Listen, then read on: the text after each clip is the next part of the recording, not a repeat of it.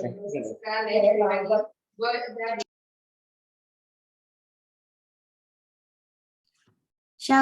selamat malam semuanya. Semoga semuanya dalam keadaan yang sehat, yang baik. Sebelum kita mulai worship night hari ini, kita akan dilayani oleh Pastor Yoel. Dan sebelum kita mulai, mari kita satukan hati, kita berdoa. Selamat malam ya Tuhan, terima kasih atas hari yang Tuhan berikan kepada kami. Terima kasih atas berkat-Mu, terima kasih atas pertolongan dan perlindungan sepanjang hari ini ya Tuhan. Tuhan, sekarang kami akan mulai worship kami di malam ini ya Tuhan. Berdoa supaya semua jaringan bisa berjalan lancar, Zoom juga bisa berjalan lancar. Tuhan berkati WL dan hamba-Mu yang akan sharing di malam ini ya Tuhan.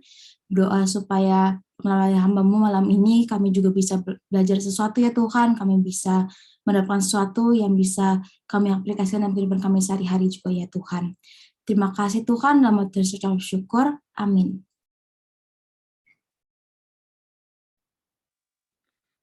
Haleluya, saudaraku yang terkasih, dimanapun kita berada. Puji syukur kita ucapkan buat Tuhan Yesus Kristus, karena berkat-Nya kita boleh ada hari ini, semua karena kebaikan Tuhan. Baiklah saudara, kita akan memuji memuliakan nama Tuhan. Mari engkau siapkan hatimu, mari kita siapkan pikiran kita untuk memuji Tuhan. Dimanapun kita berada, walaupun kita dipisahkan oleh jarak, tapi tidak mengurangi semangat kita untuk memuji nama Tuhan. Haleluya, mari saudaraku, kau siapkan hatimu, kita akan memuji memuliakan nama Tuhan. Haleluya Yesus. Haleluya Yesus. Haleluya Yesus. Oh. Haleluya Yesus.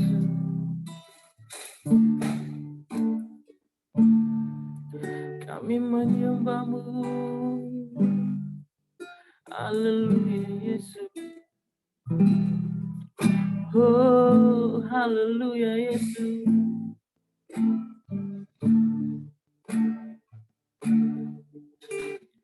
Yesus, Kau sungguh baik. Yesus, nama-Mu indah. Yesus, ku cinta Kau selalu, ku tinggikan, ku agungkan selamanya. Mari saudara kita. Yesus, Kau sungguh baik. Yesus, nama-Mu indah. Yesus, ku cinta Kau selamanya, ku tinggikan, ku agungkan selamanya. Ku mau memuji, ku mau memuji, ku selalu puji-Mu. Ku mau menyembah, ku selalu sembah-Mu. Kau yang layak terima semua pujian, kemuliaan hanya bagi Tuhan. Ku mau memuji, ku mau memuji, ku selalu puji-Mu. Ku mau menyembah, ku selalu sembah-Mu. Kau yang layak terima semua pujian, kemuliaan hanya bagi Tuhan. Yesus, Engkau sungguh baik. Yesus, Kau sungguh baik. Yesus, nama-Mu indah. Yesus, ku cinta Kau selalu, ku tinggikan, ku agungkan selamanya. Ku mau memuji, ku mau memuji, ku selalu pujimu, ku mau menyembahmu, ku selalu sembahmu, kau yang layak terima semua pujian, kemuliaan hanya bagi Tuhan. Ku memujimu, mau memujimu, ku selalu pujimu, mau menyembahmu, ku selalu sembahmu, kau yang layak terima semua pujian, kemuliaan hanya bagi Tuhan. Haleluya, oh haleluya, oh haleluya, Yesus kami sembah. Haleluya, Yesus, oh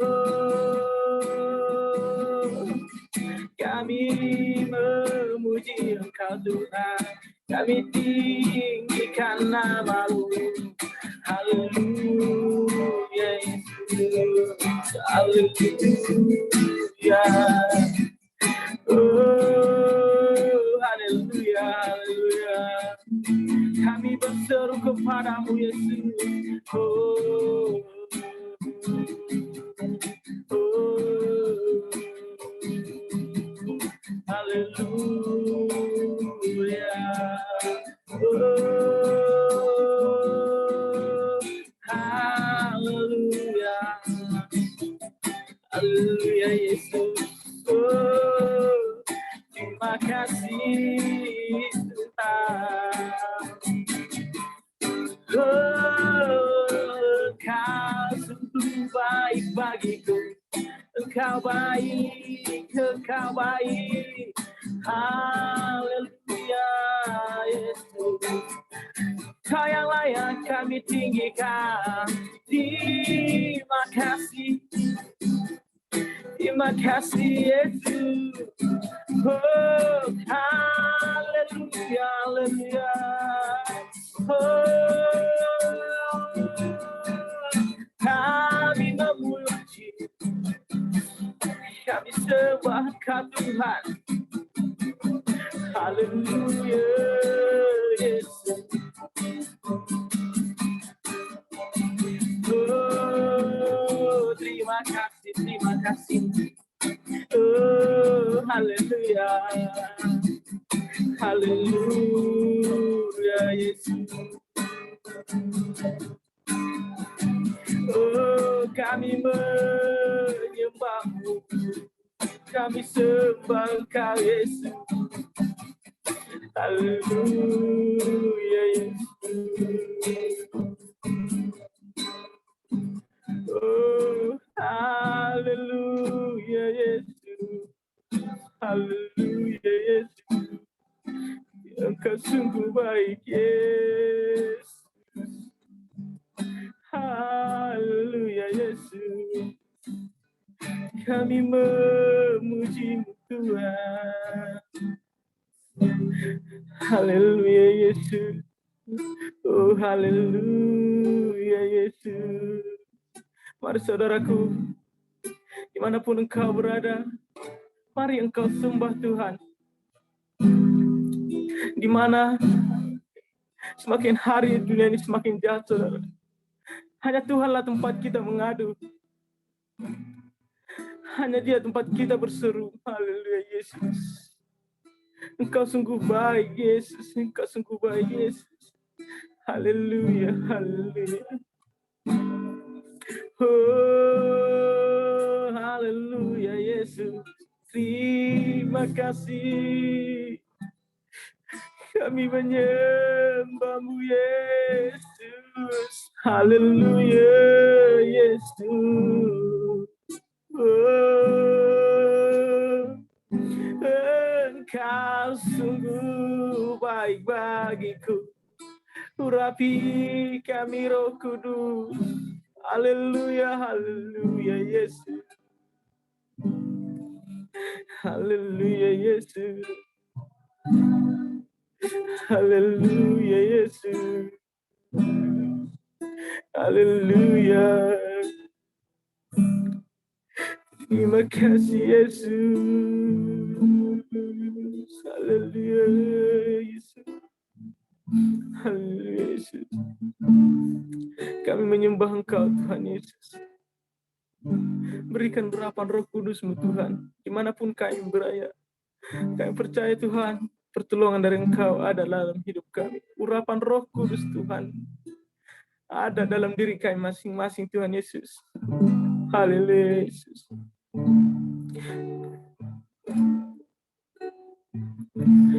Ku nyanyi Hosana bagi Rajaku yang duduk di tahta. Aku muliakan dan ku agungkan. Kau layak disembah. Ku nyanyi Hosana bagi Rajaku yang duduk di tahta. Aku muliakan dan ku agungkan.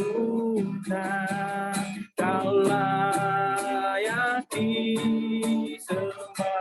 Ku nyanyi Hosana. Ku nyanyi Hosana bagi Rajaku yang duduk di tahta. Ku muliakan dan ku agungkan. Kau layak disembah. Sekali lagi saudaraku, ku nyanyi Hosana. Haleluya. Ku nyanyi Hosana bagi Rajaku yang duduk di tahta. Aku muliakan dan ku agungkan. Kau layak disembah. Kau layak disembah. Kau layak disembah. Kau layak disembah. Kau layak disembah. Haleluya, haleluya, haleluya Yesus. Benar Tuhan, Engkau-lah Bapa kami Tuhan, Bapa yang sungguh baik. Engkau adalah Allah yang layak kami sembah. Engkau Allah yang luar biasa Tuhan Yesus. Terima kasih Tuhan. Mana Tuhan Yesus, pada saat ini Tuhan Yesus kami berdoa, karena kami telah memulai Tuhan ibadah kami. Biarlah kiranya urapan Roh Kudus-Mu Tuhan terjadi dimanapun kami berada. Biarlah jarak bukan menjadi penghalang untuk kami memuji memuliakan nama Tuhan. Biarlah tetap semua api Roh Kudus-Mu mengalir dalam kehidupan kami masing-masing Tuhan. Menjadi kemuliaan bagi nama Tuhan. Terima kasih Bapa, terima kasih Tuhan. Kami berdoa Tuhan untuk aplikasi dan jaringan yang kami pakai Tuhan. Karena Engkau berkati urapi Tuhan, supaya tidak ada satupun gangguan yang menghalangi kami untuk beribadah bersama Tuhan Yesus. Tuhan Yesus, jika ada iblis setan yang mengganggu ibadah kami ini Tuhan, kami bersatu hati, kami patahkan di dalam nama Yesus segala roh ke setan lenyap dalam nama Tuhan Yesus. Haleluya. Terima kasih Bapa. Kami akan melanjutkan ibadah kami berdoa hanya di dalam nama Tuhan Yesus. Haleluya. Amin. Haleluya saudaraku dimanapun kita berada, tetap semangat memuji memuliakan nama Tuhan. Walaupun saudara pada saat ini saya bermain musik kurang sempurna, tapi kita semangat dengan semangat api Pantekosta yang ada dalam hidup kita. Kita semangat memuji nama Tuhan. Haleluya. Kita akan angkat lagu pujian kita akan memuji nama Tuhan. Terpujilah namamu Tuhan. Haleluya.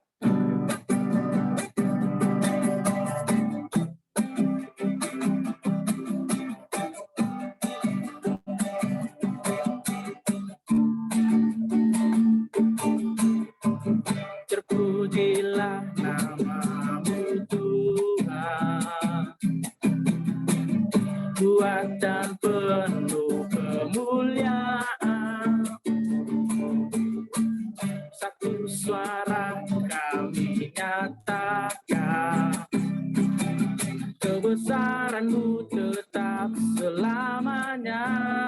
Terpujilah nama-Mu Tuhan. Terpujilah nama-Mu Tuhan. Ajaib dan penuh keagungan. Satu hati kami nyatakan, kerajaan-Mu besar selamanya.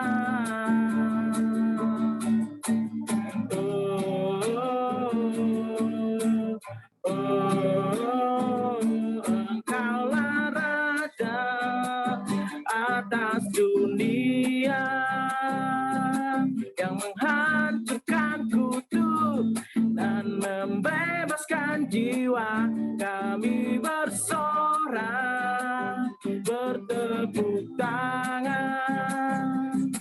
Engkau Tuhan berjaya dan memerintah untuk selamanya. Mari saudara kita nyanyikan lagu ini dengan semangat lagi. Terpujilah nama Tuhan. Terpujilah nama-Mu Tuhan. Kuat dan penuh kemuliaan. Satu suara kami nyatakan, kebesaran-Mu tetap selamanya.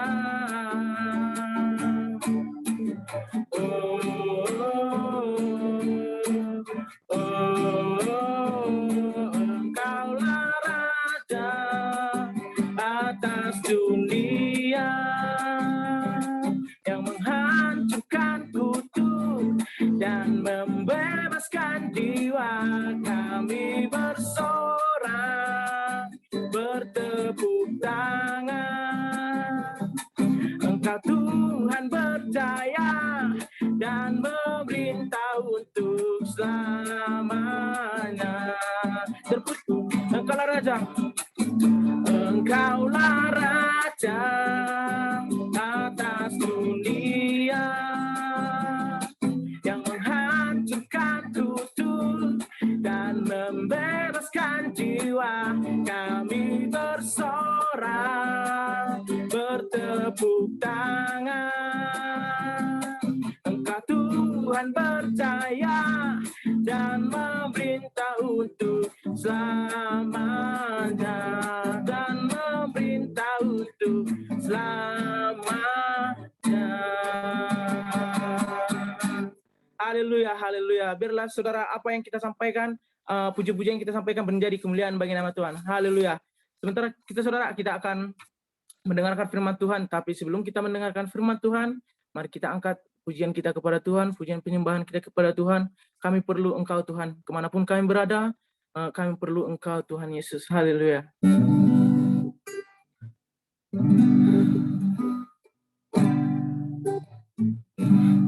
Kemanakah kami mencari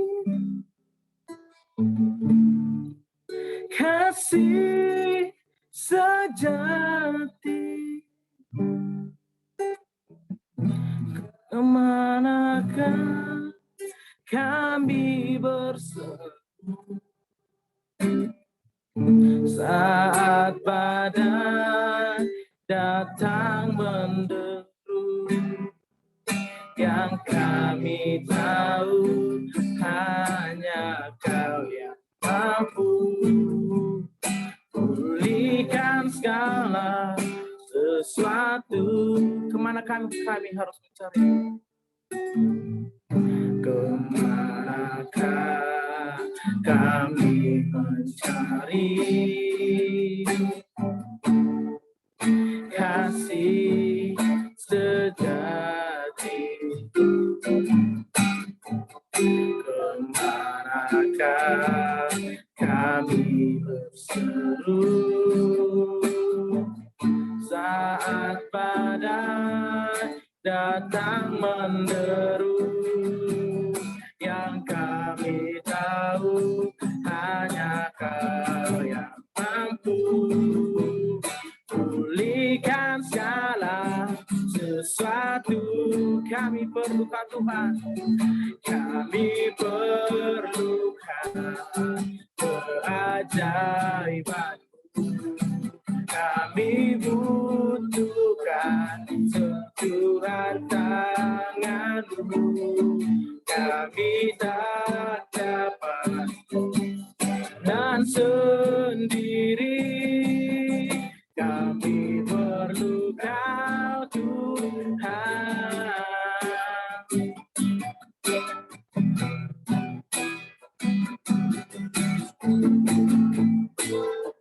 Haleluya.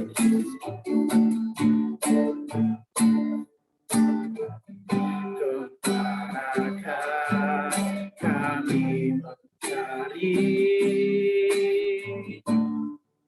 kasih sejati? Kemanakah kami berseru saat badai datang menderu? Yang kami tahu hanya Kau yang mampu pulihkan segala sesuatu. Kami perlu Kau, kami perlukan keajaiban-Mu. Kami butuhkan sentuhan tangan-Mu. Kami tak dapat jalan sendiri. Kami perlu Kau Tuhan. Kami perlu Kau. Kami perlukan keajaiban.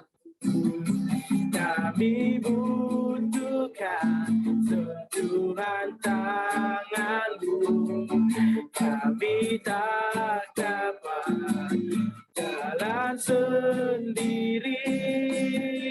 Kami perlu Kau Tuhan. Kami perlukan. Kami perlukan. Amin. Keajaiban-Mu, Yesus. Kami butuhkan sentuhan tangan-Mu. Kami tak dapat jalan sendiri. Kami perlu Kau Tuhan. Kami perlu Kau Tuhan Yesus. Kami perlukan keajaiban-Mu. Kami butuhkan sentuhan tangan-Mu.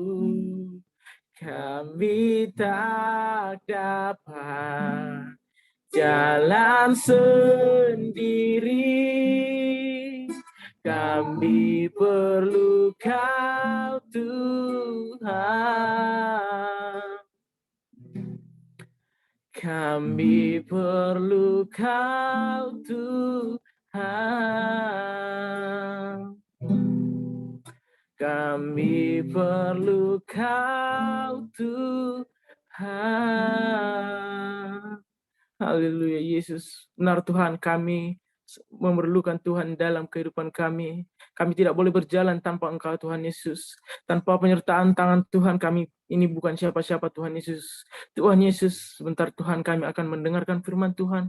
Biarlah kiranya apa yang disampaikan oleh hamba-Mu boleh kami lakukan dalam kehidupan kami sehari-hari Tuhan Yesus. Jangan biarkan kami Tuhan hanya sebagai pendengar saja, tetapi jadikanlah kami sebagai pelaku daripada firman-Mu supaya kami boleh menjadi pelita dan pedoman buat sesama kami sehingga kami layak disebut sebagai anak-anak Tuhan. Terima kasih Tuhan Yesus. Kami juga Tuhan berdoa untuk hamba-Mu yang akan menyampaikan firman Tuhan. Biarlah kiranya hamba-Mu Engkau urapi mulai dari ujung rambut hingga telapak kaki Tuhan Yesus. Biarlah apa yang sampaikannya menjadi berkat bagi banyak orang. Terima kasih Bapa, terima kasih Tuhan Yesus. Kami telah siap mendengarkan firman-Mu. Kami bersatu hati hanya dalam nama Tuhan Yesus. Haleluya. Amin. Saya serahkan kembali kepada MC untuk selanjutnya. Terima kasih kepada Saudara Charlie sudah memimpin kita dalam puji-pujian. Teman-teman semua, jadi hari ini worship night kita agak sedikit berbeda dari biasanya. Jadi kita akan dilayani oleh hambanya Pastor Joel. Nanti setelah Pastor Joel sharing, kalau teman-teman ada pertanyaan, boleh taruh di chat box ataupun di chat box. Jadi nanti satu-satu akan ditanyakan Pastor Joel. Jadi kalau misalnya di tengah-tengah ada yang mau nanya, boleh tulis di chat box. Nanti pas sesi Q&A bakal ditanyakan satu persatu. Kepada hambanya Pastor Joel, tempat dan waktu saya persilahkan. Puji Tuhan, selamat malam untuk kita semuanya. Apa semua bisa mendengar suara saya dengan baik? Bentar. Ya, cek. Oh, puji Tuhan, bersyukur sebab Tuhan Yesus baik. Kita masih ada semua karena kemurahan Tuhan. Amin. Nah, dan di tengah situasi kondisi yang seperti ini, ada banyak kesulitan, ada banyak tantangan yang harus kita hadapi. Tetapi pada saat malam hari ini saya mau berbagi tentang firman Tuhan untuk kita bersama. Bagaimana dampak seseorang ketika dia terikat dengan Tuhan, cinta akan Tuhan, dan tertanam dalam baiknya Tuhan. Terima kasih kepada Bapak Gembala yang sudah memberikan saya waktu dan kesempatan untuk menyampaikan renungan firman Tuhan pada saat malam hari ini. Puji Tuhan, firman Tuhan pada saat malam hari ini saya ambil di Mazmur pasal 92, ayat 13 dan ayat 14. Mazmur pasal 92 ayat 13 dan ayat 14.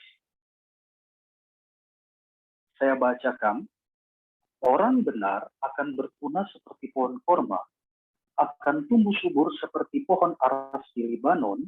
Mereka yang ditanam di bait Tuhan akan bertunas di pelataran Allah kita.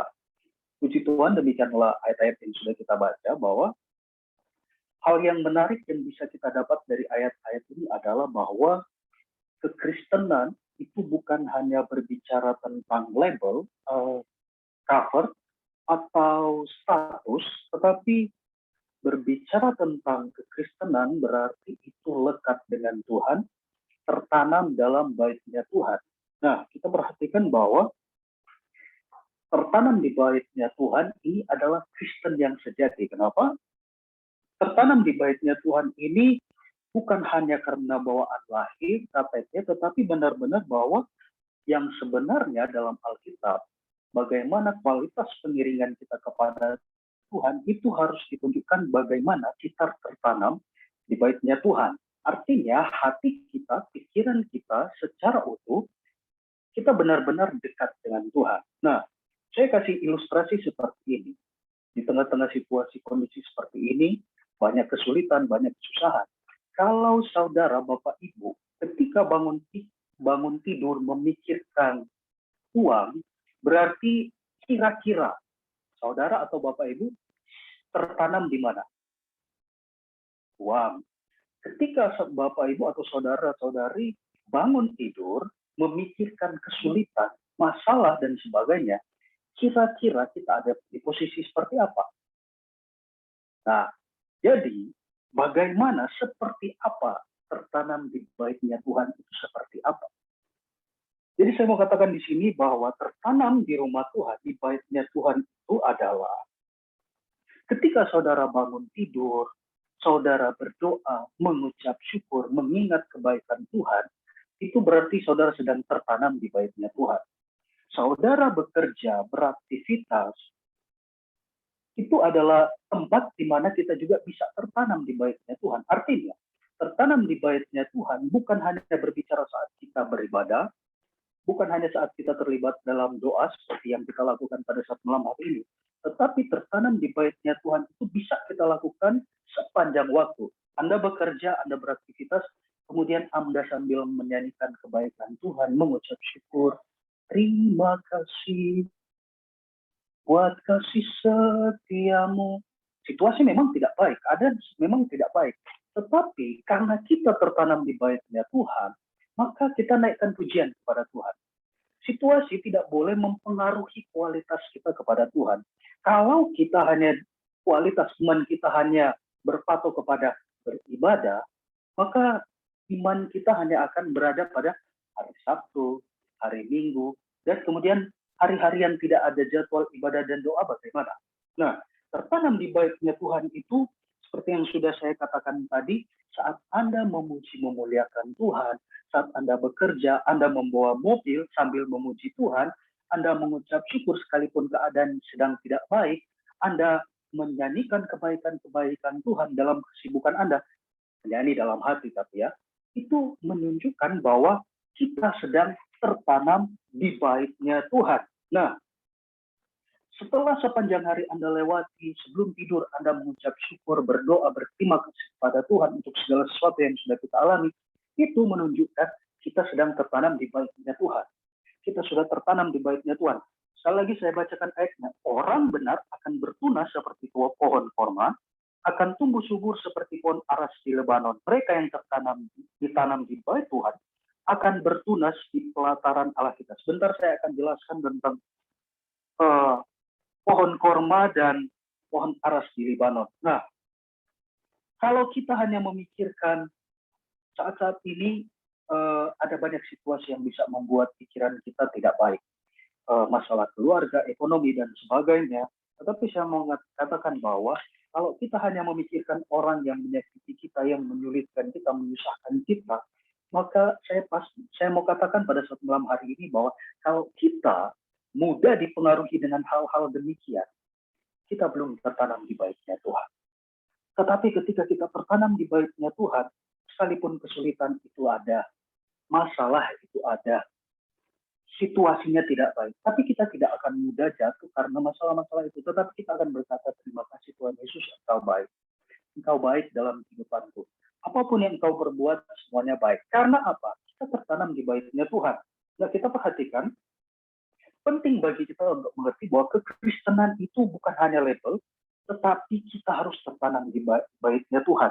Di ayat 15 dikatakan, pada masa tua pun mereka masih berbuah menjadi gemuk dan segar.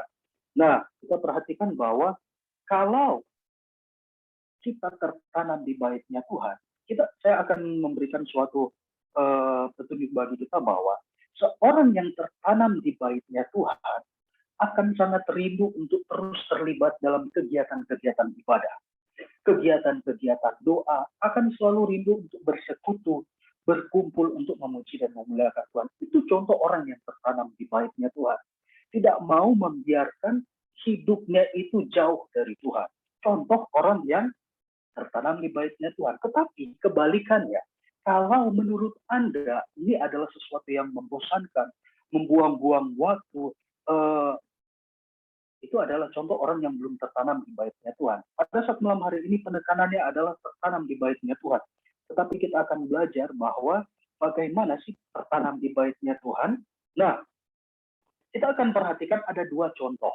Dua contoh pohon yang dalam Mazmur pasal 92 ayat 13 dan 14. Yang pertama dikatakan, orang benar akan bertunas seperti pohon korma. Seperti pohon korma. Nah, apa menariknya dari pohon korma ini sehingga pemazmur menjadikannya contoh sebagai orang yang benar. Yang pertama, keunikan atau kelebihan dari pohon korma ini adalah dia dapat hidup dalam keadaan yang ekstrim. Ekstrim dalam arti ketika dalam suhu yang panas, sangat panas. Kalau dia dalam suhu dingin, dinginnya itu sangat dingin.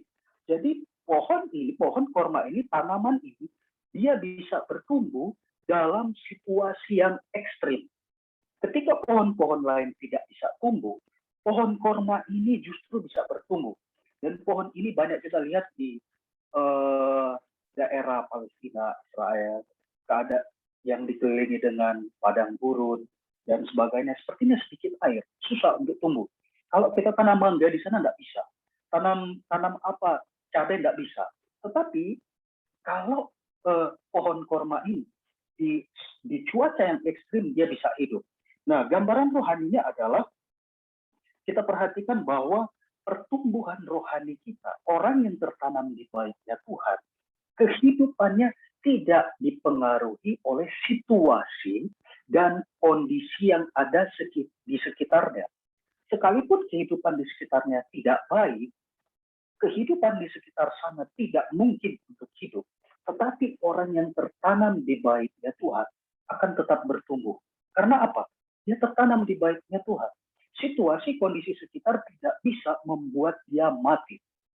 Orang yang tidak memiliki, yang tidak tertanam di baitnya Tuhan adalah orang yang tidak punya pengharapan. Orang yang tidak tertanam di baitnya Tuhan akan menjadi orang yang mudah pesimis, mudah putus asa, mudah kecewa. Tetapi saya mau katakan, pemazmur mengatakan bahwa orang benar akan bertunas seperti pohon korma. Ini gambaran yang sangat indah sekali, karena apa? Nah, di sisi lain dikatakan bahwa ketika daerah yang tidak baik, pohon ini masih bisa tumbuh. Dan yang kemudian bahwa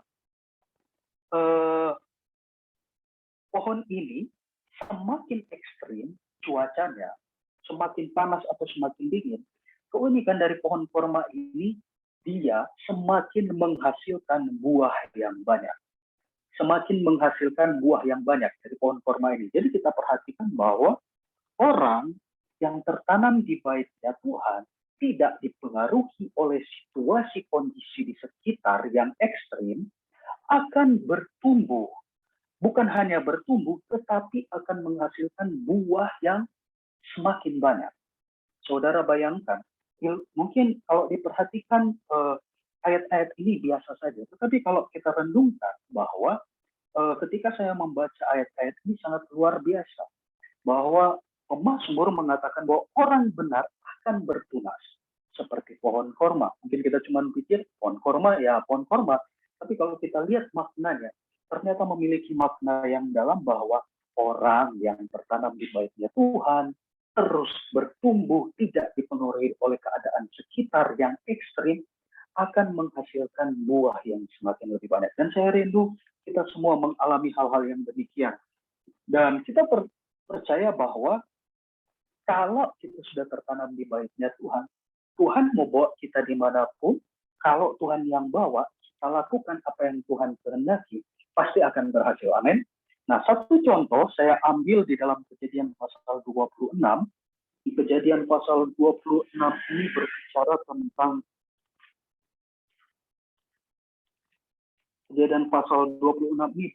tentang Ishak di negeri orang Filistin. Kalau saudara-saudari perhatikan ayat-ayat ini, kita perhatikan bahwa kunci Ishak diberkati ketika Tuhan mau percaya. Salah satu bukti orang yang tertanam di baitnya Tuhan dia adalah percaya kepada perkataan Tuhan. Allah kan di dalam kisah ini, pada waktu itu keadaan situasi di saat itu sedang tidak baik, kemarau. Orang mau nanam susah. Tapi apa yang terjadi dengan orang yang dekat dengan Tuhan? Ishak menabur dan dia menanam, kemudian dia mendapatkan hasil 100 kali lipat di keadaan yang ekstrim, kemarau. Ketika orang-orang Filistin pada waktu itu tidak menanam karena kemarau, Ishak justru menanam. Dan ketika dia menanam, dia mendapatkan hasil 100 kali lipat. Bahkan di ayat-ayat selanjutnya, ketika musim kemarau, ketika Ishak menggali sumur, dia selalu dapat air. Dia selalu mendapatkan air. Kita boleh melihat dari contoh ini bahwa kalau kita tertanam dalam bait Tuhan, kita pasti akan diberkati dengan limpah oleh Tuhan. Asalkan kita tetap setia. Amin. Dan yang kedua adalah pohon aras di Lebanon. Nah, pohon aras ini sangat terkenal karena ini menjadi bahan utama dalam pembuatan bait Allah dan istana dari Raja Salomo. Kita perhatikan apa istimewa dari pohon aras di Lebanon. Kalau kita perhatikan bahwa kelebihan dari pohon ini adalah dia kuat, kokoh, dan besar. Keunikannya adalah pohon ini dia bertumbuh di daerah Gunung Lebanon itu, bukit, dia bertumbuh di tanah yang miring. Artinya begini, tanah itu miring, tetapi pohon ini tidak mengikuti pertumbuhan dari kemiringan tanah itu. tetapi dia tetap bertumbuh tegak lurus. Nah, artinya saya mendapatkan gambaran seperti ini. Ketika dunia sekitar kita ini berubah, sebelum COVID dan saat ini ada banyak perubahan. Ada banyak kebijakan-kebijakan, dan kita perhatikan bahwa yang dulu bebas beribadah dan sekarang sudah terbatasi, dan banyak perubahan-perubahan. Tetapi saya ingin katakan seperti ini, bahwa apa yang bisa kita pelajari dari pohon aras Lebanon ini, ketika dunia sudah tidak lurus lagi sesuai dengan keinginan Tuhan, tidak sesuai lagi dengan standarnya Tuhan, kita harus menjadi orang-orang benar seperti pohon aras di Lebanon ini. Ketika dunia tidak lurus lagi, kita seperti pohon aras yang bertumbuhnya itu ke atas, tidak dipengaruhi oleh kemiringan tanah, tidak dipengaruhi oleh hal-hal dunia. Ketika hal-hal dunia cenderung membuat kita tidak bertumbuh, hal-hal dunia membuat kita cenderung untuk menjauhi Tuhan, kita sebagai orang-orang benar yang tertanam di baitnya Tuhan, memilih untuk tertanam di baitnya Tuhan dengan bertumbuh seperti pohon aras di Lebanon. Bertumbuhnya itu bukan mengikuti kemiringan tanah, tetapi bertumbuhnya tegak lurus ke atas. Dan ilustrasi ini sangat menarik karena pohon ini sangat luar biasa kalau kita perhatikan bahwa saat ini dunia sedang ngetren dengan yang namanya berita hoax, ujaran kebencian, orang sudah tidak mulai mengasihi lagi sesama manusia, orang sudah tidak memperhatikan lagi sesama manusia, dan banyak hal-hal yang tidak baik yang terjadi, dan perkataan-perkataan juga yang tidak baik, dan itu datangnya dari dunia.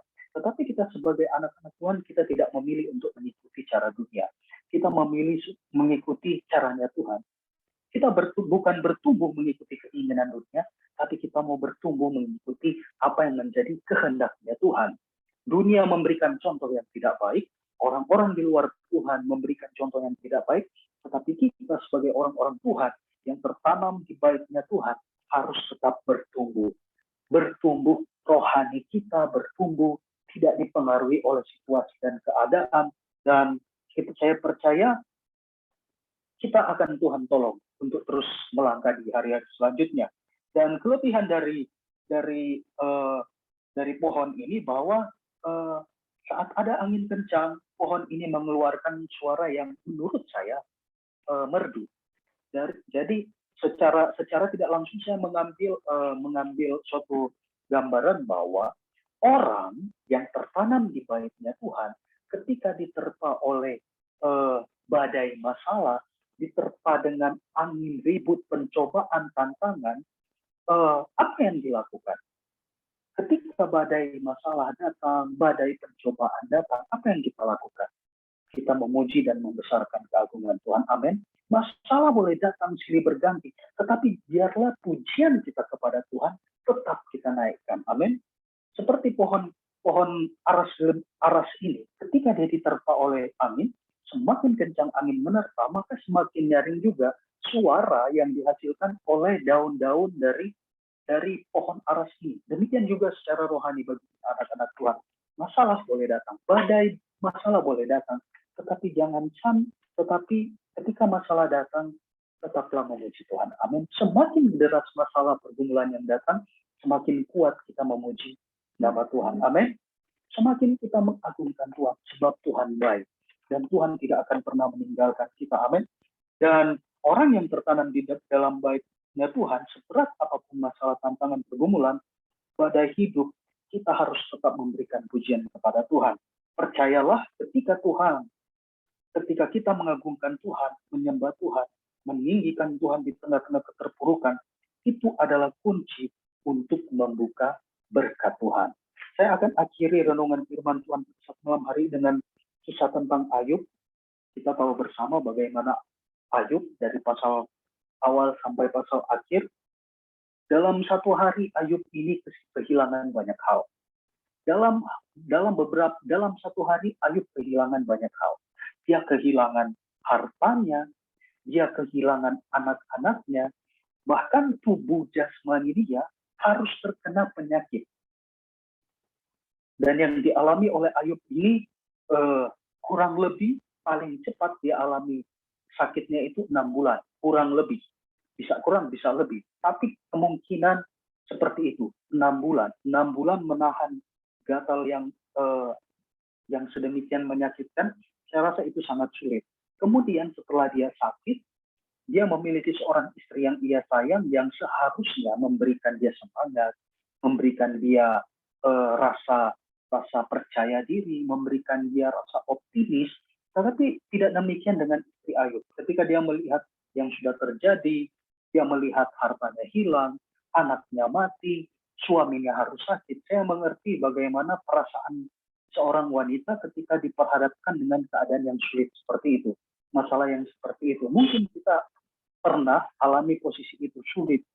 Harus melakukan ini karena hal ini dan sebagainya. Tapi kita akan melihat bahwa ketika istri Ayub menyuruh Ayub untuk mengutuki Tuhan, murtad kepada Tuhan, meninggalkan Tuhan, Ayub justru berkata bahwa masa kita cuma mau terima yang baik-baik saja daripada Tuhan. Dan pada akhirnya singkat cerita, Ayub, firman Tuhan mengatakan bahwa Ayub tidak berdosa. Tetapi kita akan perhatikan bahwa di Ayub pasal 42 ayat 1 dan 2, Ayub, kapan Ayub mulai diberkati? Kapan Ayub mulai dipulihkan? Kita baca Ayub pasal 42. Ayub pasal 42. Kapan seorang Ayub alami berkat Tuhan? Kapan Ayub alami pemulihan Tuhan? Ayub pasal 42, ketika Allah berbicara dalam angin dan seterusnya, kita lihat di ayat yang ke-42. Maka jawab Ayub kepada Tuhan, aku tahu bahwa engkau sanggup melakukan segala sesuatu dan tidak ada rencanamu yang gagal. Kapan Ayub mulai dipulihkan? Saat dia mengagungkan Tuhan. Kapan Ayub mulai dipulihkan? Saat dia mengakui kedaulatan Tuhan. Di tengah kondisi yang tidak baik, di tengah kondisi yang sulit, dia melihat bahwa Tuhan berdaulat di atas semuanya itu. Sehingga kita perhatikan bahwa ketika Ayub mulai meninggikan Tuhan, Ayub mengakui firman Tuhan yang benar dan yang tidak pernah gagal, maka ayat yang ke-6 dikatakan, oleh sebab itu aku mencabut perkataanku dan dengan menyesal aku duduk dalam debu dan abu. Jadi kalau kita perhatikan di kitab Ayub ini, saudara-saudara sekalian, bahwa di kitab Ayub ini mulai pasal 1 dan pasal 2, di situ dikatakan bahwa Ayub tidak berdosa. Tetapi di pasal-pasal selanjutnya, mulai dari pasal 3, Ayub mulai mengeluh. Dan pasal-pasal selanjutnya, kenapa dia harus dilahirkan? Lebih baik aku tidak dilahirkan. Wajar secara manusia, karena beban yang begitu berat, karena kesulitan yang begitu menyayat hati, kehilangan banyak hal yang berharga dalam satu hari. Tetapi pada akhirnya ketika dia melihat firman Tuhan, dia mendengar firman Tuhan, dia sadar bahwa ternyata di Ayub pasal 42 ayat 2 dikatakan bahwa aku tahu bahwa engkau sanggup melakukan segala sesuatu dan tidak ada rencanamu yang gagal. Kalau Tuhan sudah membuka jalan kita ke masa lalu, saya percaya seterusnya juga Tuhan pasti akan buka jalan. Kalau Tuhan sudah pernah menyatakan pertolongannya di masa lalu, saya percaya Tuhan yang sama akan juga menolong kita. Saya tidak tahu apa yang menjadi pergumulan kita saat malam hari ini. Saya tidak tahu apa yang menjadi kesusahan saudara saat ini. Tetapi saya mau katakan bahwa di Ayub pasal 42 ayat 2, aku tahu bahwa engkau sanggup melakukan segala sesuatu dan tidak ada rencanamu yang gagal. Saat Ayub memuji, meninggikan Tuhan, Tuhan pulihkan keadaan Ayub. Tuhan pulihkan keadaan Ayub jauh dari apa yang dia pikirkan.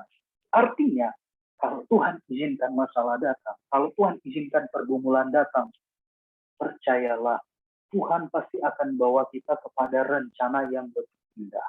Tapi sekali lagi, tetap tertanam di baiknya Tuhan. Jangan biarkan kehidupan rohani kita dipengaruhi oleh keadaan-keadaan sekitar. Tetapi belajar dari pohon korma. Sekalipun keadaannya ekstrim, tidak baik, tetapi kita masih bisa bertahan. Dan dalam keadaan yang ekstrim itu, semakin ekstrim keadaan, justru semakin banyak menghasilkan buah. Dan yang kedua dari pohon aras di Lebanon. Ketika dunia dengan segala glamornya dan hal-hal yang sangat tidak baik, yang tidak sesuai dengan kehendak Tuhan, yang sangat melenceng dari firman Tuhan, membiasakan diri dengan hal-hal yang tidak benar, yang tidak sesuai dengan standar firman Tuhan, kita menjadi anak-anaknya Tuhan yang tertanam, orang-orang benar yang tertanam di baitnya Tuhan, yang tetap bertumbuh ke atas, bukan mengikuti dunia. Amin. Saya percaya Tuhan akan selalu menyertai kita, Tuhan akan selalu menolong kita, dan apapun yang kita alami saat ini, biarlah kita tetap berserah kepada Tuhan. Amin. Percaya pada rencananya Tuhan, bahwa kalau Tuhan sudah berencana dalam kehidupan kita, pasti nggak akan gagal. Dan seperti yang dialami oleh Ayub, saya rindu juga hal ini kita alami dalam kehidupan kita. Dan ketika kita menjadi anak-anak Tuhan, kita menjadi anak-anak Tuhan yang berpengalaman. Amin. Bukan cuma dari kata orang saja.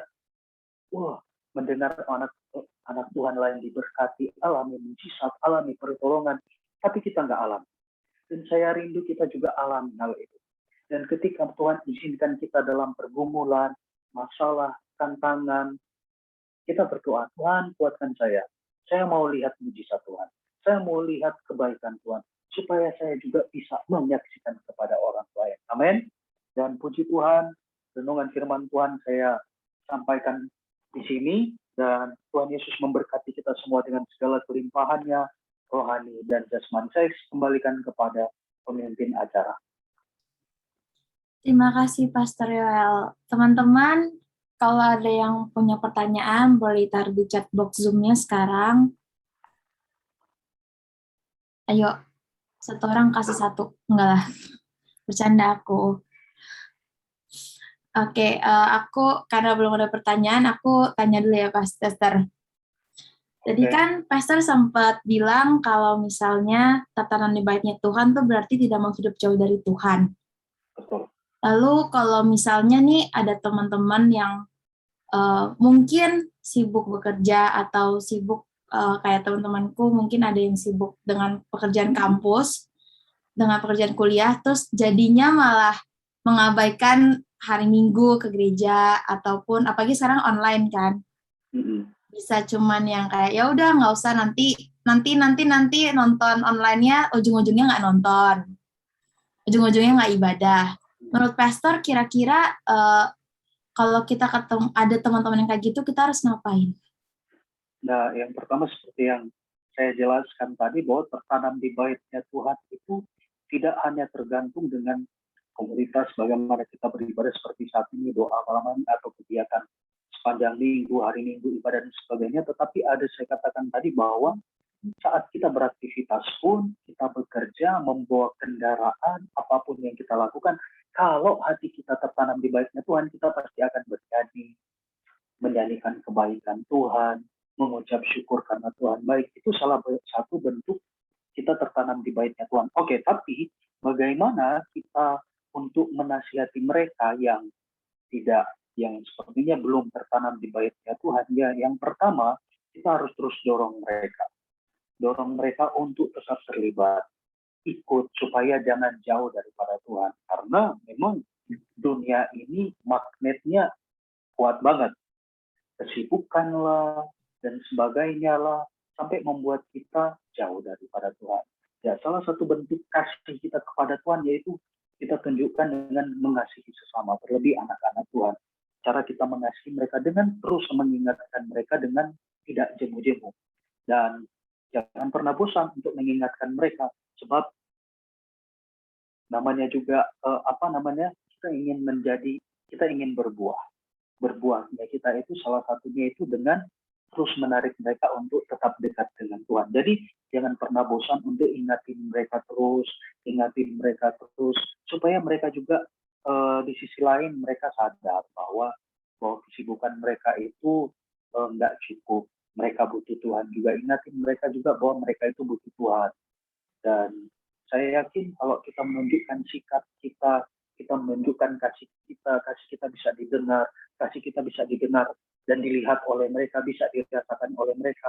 Saya percaya berikutnya pasti mereka ingin bergabung dengan kita bersama-sama seperti pada saat malam hari ini. Itu saja dari saya. Oh, terima kasih, Pastor. Jadi, yang intinya pertama adalah kita taruh Tuhan di setiap aktivitas kita sehari-hari ya, Pastor. Ya.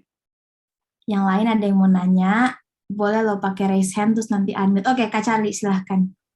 Selamat malam, Pastor. Ada pertanyaan sedikit, Pastor. Ya. Oke. Tadi kan dikatakan di dalam Mazmur 92 ayat yang 13 sampai 15, orang benar akan bertunas seperti pohon korma, akan tumbuh subur seperti pohon aras di Libanon. Mereka akan ditanam di bait Tuhan, akan bertunas di pelataran Allah kita. Pada masa tua pun mereka masih berbuah menjadi gemuk dan segar. Yang menjadi pertanyaannya, Pastor, ketika kita sudah bertumbuh dan bertunas di dalam Tuhan, tetapi ujung-ujungnya tumbuh dan tunas itu malah berbuah yang masam, Pastor. Contohnya ketika kita sudah ada dalam pelayanan atau kita sudah merasa dekat dengan Tuhan, tetapi las-las kita jatuh ke dalam dosa dan meninggalkan Tuhan, bahkan lebih jahat lagi dari yang sebelumnya. Bagaimana itu, Pastor? Itu memang seperti perumpamaan atau gambaran di Yesaya pasal 5, bagaimana Allah memberikan contoh dari orang Israel. Jadi orang Israel itu digambarkan seperti pohon anggur.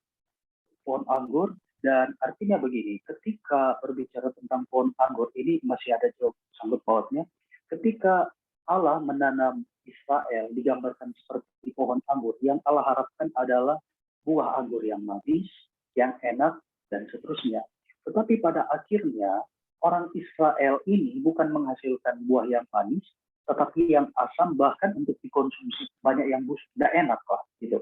Nah, saya mau katakan seperti yang pendahuluan saya tadi, bahwa kekristenan itu bukan hanya status, label, tetapi kekristenan itu harus tertanam di baitnya Tuhan. Seperti perumpamaan yang sudah saya katakan tadi, orang yang tertanam di baitnya Tuhan itu seperti pohon aras, tidak dipengaruhi oleh situasi dan lingkungan. Ketika situasi lingkungan ekstrim menggoda kita, di sisi lain seperti tantangan yang begitu sulit membuat kita susah, membuat kita menderita, tetapi di sisi lain juga ada tantangan yang sangat menggoda kita untuk kita ikut tantangan-tantangan di mana godaan-godaan itu yang begitu kuat untuk kita tidak berdoa, lebih memilih hal-hal yang menurut kita menyenangkan. Sekali lagi, kalau orang yang tertanam, yang nggak akan dipengaruhi oleh situasi dan kondisi. Kemudian itu yang pohon korma, dan yang kemudian adalah pohon aras. Ketika dunia tidak hidup standar hidupnya tidak seperti standar firman Tuhan, kita sebagai orang Kristen, pertumbuhan rohani kita itu harus tegak lurus ke atas. Artinya sesuai dengan standarnya Tuhan, sesuai dengan maunya Tuhan. Kalau kita sudah hidup sesuai dengan standarnya pohon korma tadi, yang sudah saya jelaskan, dan pohon aras di Lebanon, kita tidak akan mudah jatuh. Kita tidak akan mudah jatuh. Tetapi kalau kita belum tertanam sungguh-sungguh, ya sekali lagi ya, lawan dari kedua pohon itu akan mudah terpengaruh, mudah kecewa, mudah jatuh. Sudah berusaha, tetapi karena belum tertanam, akarnya belum tertanam, ketika masalah datang belum bisa mengucap syukur dengan full. Ketika masalah datang, nggak mau berdoa. Ketika tantangan datang, dikecewakan orang lain, nggak mau beribadah. Itu belum tertanam. Tetapi kalau tertanam, ya belajar dari Daniel. Dari masa mudanya sampai akhir hidupnya, dia nggak dipengaruhi. Raja berganti. Ada 4 raja yang berganti, mulai dari Nebukadnezar, Belshazzar, Darius, Kores. Tapi Daniel itu tetap berada di salah satu pemimpin tertinggi di Babel. Karena apa? Dia tertanam di baitnya Tuhan, mengutamakan Tuhan. Bahkan ketika aturan datang bahwa kalau ingin meminta sesuatu, itu di Raja Darius, kalau ingin meminta sesuatu, harus kepada Raja. Jika didengar Daniel itu, dia langsung pergi berdoa di kamarnya. Dan pergi berdoa menghadap Yerusalem. Kita perhatikan bahwa orang yang tertanam di baitnya Tuhan, nggak akan dipengaruhi oleh situasi dan keadaan. Itu kalau tertanam. Kalau belum tertanam, ya pasti akan terpengaruhi. Dan ilustrasi yang dipakai tadi, gambaran yang dipakai tadi adalah orang benar yang tertanam di baitnya Tuhan. Seperti yang saya sudah jelaskan tadi, tidak dipengaruhi oleh situasi, suhu yang ekstrim, tidak dipengaruhi oleh kemiringan tanah dan sebagainya. Dan seperti itulah yang sebenarnya orang yang tertanam di baitnya Tuhan. Jadi kita mulai bisa koreksi diri. Saya sudah tertanam di baitnya Tuhan atau belum? Saya mudah dipengaruhi oleh situasi keadaan atau enggak sih? Saya mudah terbawa situasi atau enggak sih? Saya mudah ikut-ikutan atau enggak sih? Kita mulai lihat, kalau kita mulai lebih cenderung ikut terbawa suasana, keadaan sekitar, mudah dipengaruhi, berarti kita belum tertanam dong. Karena orang yang tertanam punya integritas dengan Tuhan. Seperti itu jawaban saya.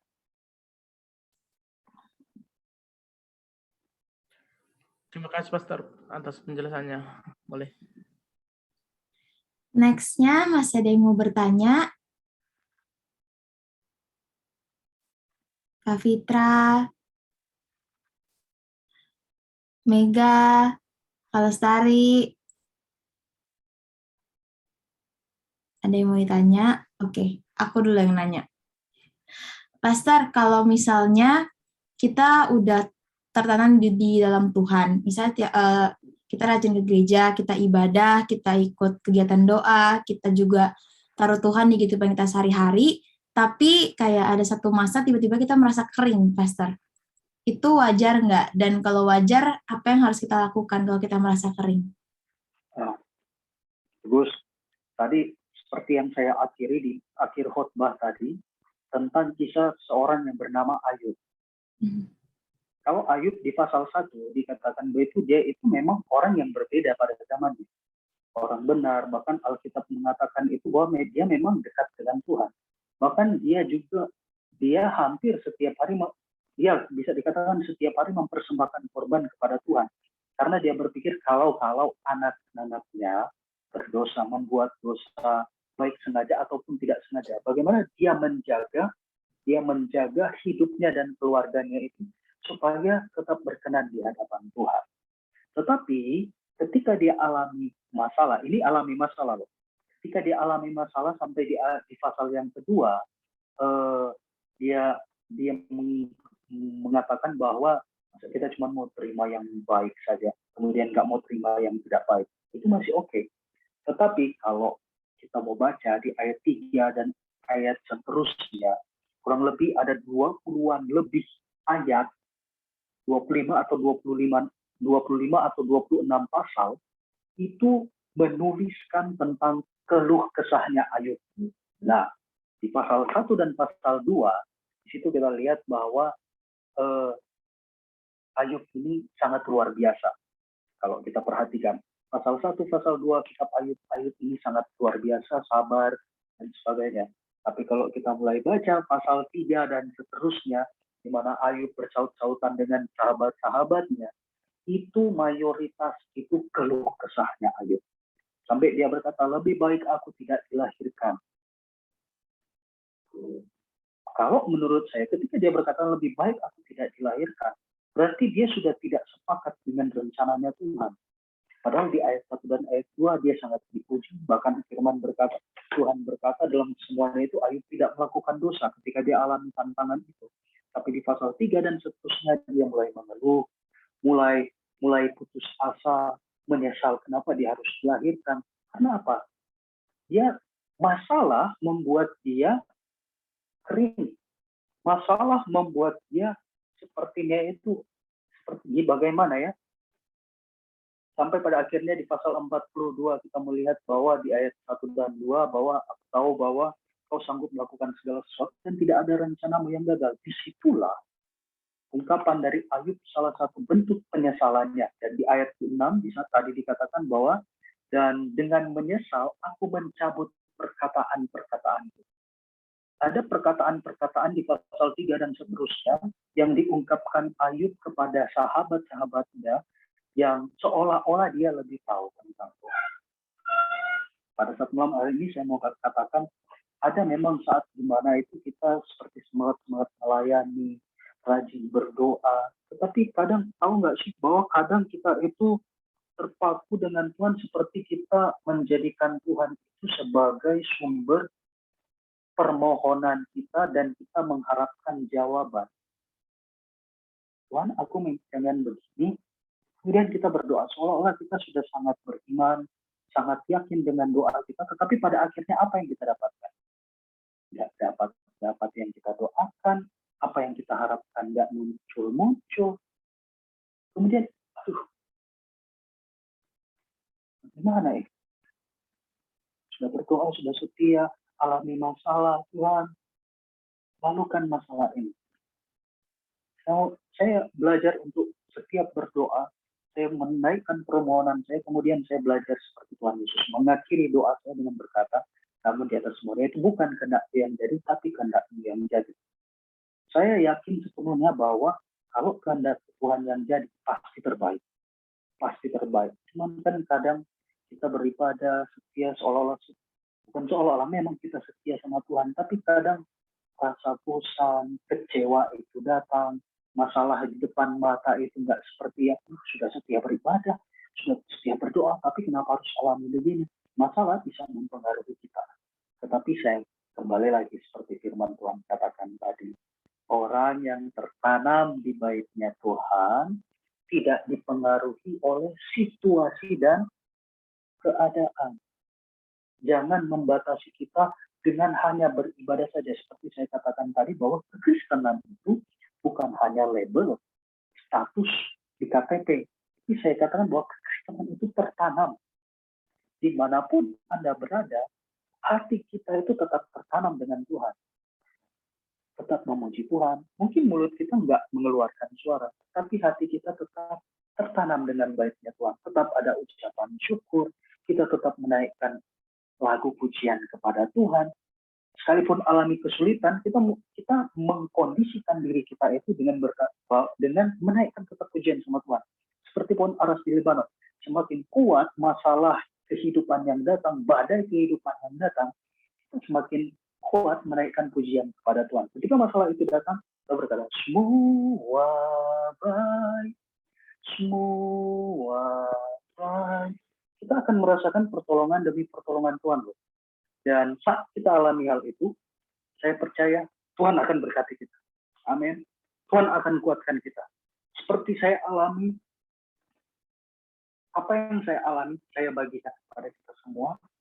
Saya sebagai hamba Tuhan, saya masih muda. Tetapi saya rindu juga apa yang saya alami, kita alami bersama. Karena kita menyembah Allah yang sama. Kita menyembah Tuhan yang sama, bukan Tuhan yang berbeda. Tuhan kita tidak dibatasi dengan jarak situasi. Tetapi saat kita datang kepada Tuhan, kita sadar dong, kadang kita berdosa, kadang kita salah, kadang mulut kita nggak bisa kendalikan, kadang pikiran kita nggak bisa kendalikan, sikap kita kepada sesama, bahkan kepada Tuhan saat kita berdoa, mungkin kita nggak serius banget sama Tuhan, kita bernyanyi, kita nggak serius banget. Nah itu salahnya, karena kita nggak beri yang terbaik, maka kita akan ada pada suatu masalah yang namanya kering, rohani yang kering. Udah berusaha bernyanyi, udah berusaha meluangkan waktu untuk Tuhan, tetapi karena kita nggak beri dengan sepenuh hati, kita nggak memberikan yang terbaik, pada akhirnya kita akan kering. Jadi jangan biarkan masalah mempengaruhi kita untuk memberikan yang terbaik sama Tuhan. Jangan biarkan kita memberi yang terbaik sama Tuhan hanya saat dilihat. Dimanapun kita berada, kasih yang terbaik sama Tuhan. Kolose pasal 3 ayat 23 atau 24, lakukanlah segala sesuatu seperti untuk Tuhan, bukan untuk manusia. Jangan cari pujian manusia, tetapi lakukan semuanya itu untuk Tuhan. Dalam pekerjaan, bekerja dengan baik. Dalam beribadah, berikan yang pujian yang terbaik. Dalam menyembah yang terbaik. Berikan yang terbaik untuk Tuhan. Kalau kita cuma setengah haleluya, tapi hati kita jauh. Hati kita nggak connect dengan Tuhan. Haleluya, hati kita ada di masalah. Puji Tuhan, tapi pikiran kita memikirkan masalah dan sebagainya. Kita akan gampang kering, kita akan mudah kering, karena kita terpengaruh dengan situasi. Jawaban saya mungkin seperti itu, tetapi saya percaya Tuhan pasti akan memberikan jawaban yang lebih sempurna lagi, yang lebih lagi daripada itu. Mungkin itu jawaban dari saya. Aku suka sama statement Pastor yang Tuhan tuh nggak terbatas jarak dan situasi. Apalagi kita lihat sekarang COVID-nya angkanya belum turun-turun, Pastor. Juga keadaan pekerjaan, ekonomi juga sekarang sektor ekonomi masih turun. Itu ngingetin kita banget kalau misalnya apapun yang terjadi, situasi apapun, sama kayak pohon kurma tadi, kita tuh harus tetap percaya sama Tuhan apapun yang terjadi. Iya, betul. Oke, next-nya Kak Fitra mau bertanya? Terima kasih, Ruth. Pastor Yoel, saya mau bertanya. Dalam bertumbuh dan tertanam di baitnya Tuhan, apakah kedewasaan rohani itu penting? Dan kalau penting, menurut Pastor, kedewasaan rohani itu seperti apa? Terima kasih. Ya, jadi memang ini dua arah. Saya kembali ke dua hukum yang paling utama dalam kebenaran firman dalam Alkitab, baik perjanjian lama maupun perjanjian baru. Hukum yang pertama itu kasihilah Tuhan, dan yang kedua itu mengasihi sesama manusia. Jadi, jikalau seorang mengasihi Tuhan, itu dampaknya itu bukan hanya kepada Tuhan, tapi kepada sesama. Sekali lagi, pertumbuhan rohani itu sangat identik dengan kasih. Dan kasih itu bagi saya itu ada mungkin hanya sebuah kalimat, tetapi memiliki 3 makna. Yang pertama itu, kasih itu berkaitan dengan pertumbuhan rohani. Kasih itu bisa didengar. Didengar melalui apa? Perkataan-perkataan kita, ucapan-ucapan kita, kepada keluarga, kepada sesama, bagaimana kita membuat orang lain optimis dengan hidupnya, kita memberkati orang lain dengan ucapan-ucapan kita. Itu yang pertama makna dari kasih, yaitu dapat didengarkan. Dan yang kedua, kasih itu berkaitan dengan pertumbuhan rohani tertanam di baitnya Tuhan. Kasih itu harus bisa dilihat. Kasih itu harus bisa dilihat. Artinya bahwa kalau kita berkata bahwa kita mengasihi Tuhan, kita harus tunjukkan dengan cara kita dong. Beribadah, menyembah, berdoa. Itu salah satu bentuk yang dapat dilihat. Kemudian kita menunjukkan kasih itu melalui perbuatan-perbuatan kita, sikap-sikap kita, gaya hidup kita. Itu berkaitan dengan pertumbuhan rohani orang yang tertanam di baitnya Tuhan. Jadi kasih ini yang pertama bisa didengarkan oleh orang lain, bisa dilihat oleh orang lain, dan yang berikutnya dapat dirasakan oleh orang lain. Orang kalau bisa merasakan kebaikan kita, artinya bahwa setiap perkataan baik yang kita ucapkan itu bisa dirasakan orang lain. Setiap perbuatan-perbuatan yang orang lain lihat melalui gaya hidup kita, cara hidup kita, itu bisa dirasakan oleh orang lain. Nah, masalahnya kalau orang lain tidak bisa lihat dari dua hal tadi, yaitu pertama dari perkataan, perbuatan yang dapat dilihat, maka secara sederhana, kebanyakan orang menilai dari dua hal itu berkaitan dengan pertumbuhan rohani. Perkataan, ucapan, kemudian sesuatu yang bisa dilihat. Kalau kita bisa memaknai kasih ini, makna kasih, kita bisa mengkondisikan bagaimana kita berbicara, bagaimana kita berucap, bagaimana kita mempergunakan mulut ini sebaik-baiknya tentang kasih. Jadi semakin orang mengasihi Tuhan, maka singkatnya begini, semakin besar kasih, semakin banyak pengorbanan. Jadi semakin kita mengasihi Tuhan juga semakin banyak kita berkorban. Korban untuk tidak mau maki-maki, korban untuk tidak mau ngata-ngatai orang, berkorban untuk menguasai diri kita itu supaya tidak mudah gosip, berkorban supaya menguasai mulut kita itu supaya tidak mengatakan hal-hal yang pesimis. Kemudian perbuatan kita juga harus bisa dilihat orang lain. Jangan berkata bahwa kita mengasihi Tuhan, tetapi gaya hidup kita, perbuatan kita itu tidak sesuai dengan standar kasih itu sendiri.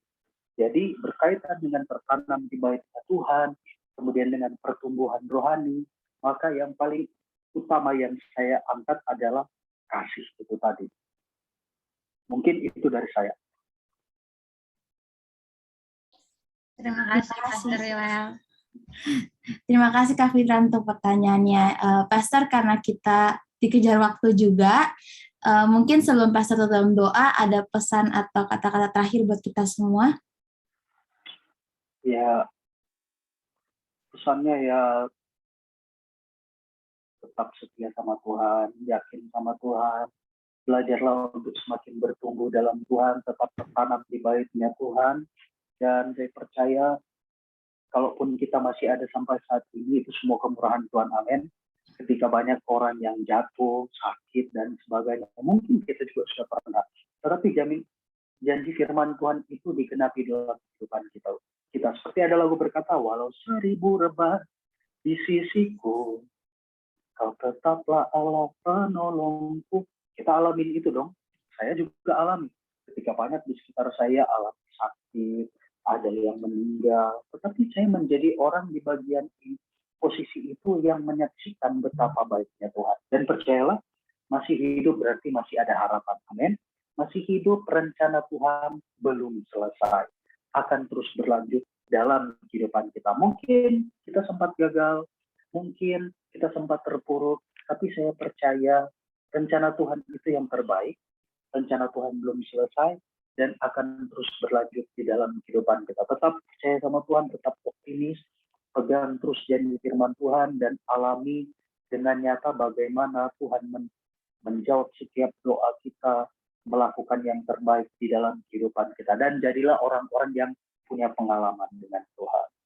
Itu dari saya. Pastor boleh langsung tutup dalam doa. Kita mau berdoa. Bapak yang baik, kami bersyukur untuk kesempatan yang baik, waktu yang baik yang Tuhan masih anugerahkan bagi kami. Terima kasih untuk segala sesuatu yang Tuhan sudah berikan bagi kami, Tuhan anugerahkan bagi kami. Kami bersyukur sebab Engkau tidak pernah meninggalkan kami. Pada saat malam hari ini Tuhan, sebelum kami mengakhiri praise and worship pada saat malam hari ini, hamba mau berdoa untuk setiap anak-anak Tuhan yang sudah ikut serta berdoa di tempat ini. Kiranya Tuhan memberkati kehidupan mereka, diberkati pekerjaan mereka, diberkati segala sesuatu yang dikerjakan oleh mereka. Tuhan buat mereka berhasil, dimanapun mereka berada, perlindungan, penjagaan Tuhan tetap menjadi bagian di dalam kehidupan mereka. Walaupun ada yang sekarang ini alami masalah, pergumulan, tantangan, hamba berdoa Tuhan berikan kekuatan, Tuhan berikan kesanggupan, dan biarlah ya Tuhan Engkau teguhkan iman kepercayaan mereka sampai mereka melihat bahwa Tuhan itu baik, Tuhan itu ajaib. Tuhan Yesus yang baik, berdoa untuk Bapak Gembala dan Ibu Gembala, kiranya Tuhan Kau memberkati mereka, pakai mereka dengan luar biasa. Biarlah melalui pelayanan mereka, jemaatnya yang dilayani semakin bertumbuh iman kepercayaan mereka, semakin cinta Tuhan, mengasihi Tuhan. Apa yang menjadi program rencana mereka ke depan, Tuhan tolong buka jalan dan buat segala sesuatunya berhasil. Nama Tuhan dipermuliakan. Soal terpujilah Engkau Bapa yang baik. Kami percaya Engkau memberkati kami semua pada saat malam hari, diberkati secara jasmani dan diberkati secara rohani. Sepanjang malam hari ini, dalam peristirahatan kami Tuhan yang menjaga, bahkan kalau ada yang bekerja, Tuhan kiranya yang menolong, memberikan kekuatan selalu. Dan Tuhan terus menyertai kami mulai saat ini, besok, dan sampai Maranatha. Biar kiranya berkat dari Allah Bapa, cinta kasih sayang dari anak Yesus Kristus, persekutuan, penghiburan, sukacita, dan damai sejahtera yang dikerjakan oleh Roh Kudus menjadi bagian kami semua mulai malam hari ini. Dalam nama Tuhan Yesus Kristus, haleluya. Amin. Ya, kami dari Segenap Gembala dan Jemaat GPD Ebenezer mengucapkan terima kasih kepada Pastor Yoel yang sudah melayani kita pada malam hari ini. Semoga Tuhan selalu memberkati pelayanan dan pekerjaan Amin. Pastor Yoel. Teman-teman, jadi hari ini kita ada beberapa pengumuman. Yang pertama, khususnya bagi teman-teman yang mungkin belum bisa hadir ibadah on-site, persembahan masih diadakan secara virtual, jadi bisa ditransfer ke account Bank Hong Leong atas nama Fitra, dan juga bisa lewat Touch and Go e-wallet dengan nomor yang tertera di layar. Perpuluhan juga diadakan secara virtual, bisa ditransfer ke Bapak Gembala di Hong Leong Bank, dan di Touch and Go dengan nomor yang sama. Lalu gereja kita masih membutuhkan dana untuk membeli gedung gereja yang kita pakai pada saat ini. Jadi bagi teman-teman yang terbebani untuk membantu, bisa ditransfer ke Bapak Gembala di Hong Leong Bank, ataupun bagi teman-teman atau yang saudaranya di Indonesia ingin membantu, bisa ditransfer akun BNI Bapak Gembala juga, dan juga bisa Touch and Go e-wallet.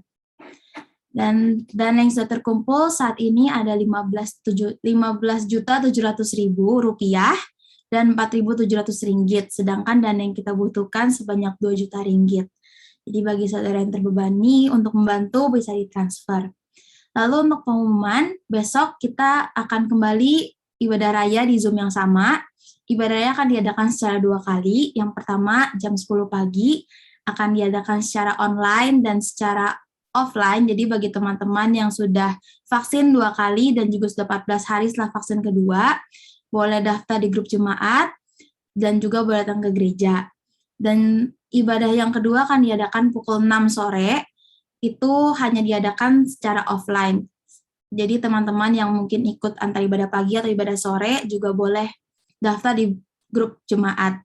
Dan juga kita akan mengadakan perjamuan kudus besok. Jadi bagi teman-teman yang akan join ibadah online bisa mempersiapkan anggur dan roti masing-masing di rumah ya. Dan juga diharapkan bagi teman-teman yang datang offline maupun online, jangan sampai terlambat ya, kita biasakan boleh untuk tidak terlambat, karena kita memberikan yang terbaik untuk Tuhan. Besok ibadah kita yang pagi akan dilayani oleh Bapak Gembala, dan juga ibadah yang sore akan dilayani oleh Ibu Gembala. Kita duo Gembala besok yang melayani kita. Sekian pengumuman untuk hari ini. Kita mau foto, jadi bagi teman-teman yang belum on cam, boleh on cam dulu.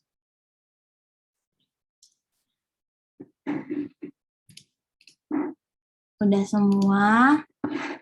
Oke, aku hitung ya. 1, 2, 3. Sekali lagi, sebentar. 1, 2, 3. Oke, terima kasih teman-teman yang sudah bergabung pada malam ini. Maaf hari ini nggak ada siaran online-nya karena kebetulan lagi ada problem servernya. Dan terima kasih juga untuk Pastor Yoel yang melayani kita pada malam hari ini. Kita akan ketemu lagi minggu depan di Zoom yang sama, di jam yang sama. Tuhan Yesus memberkati semuanya.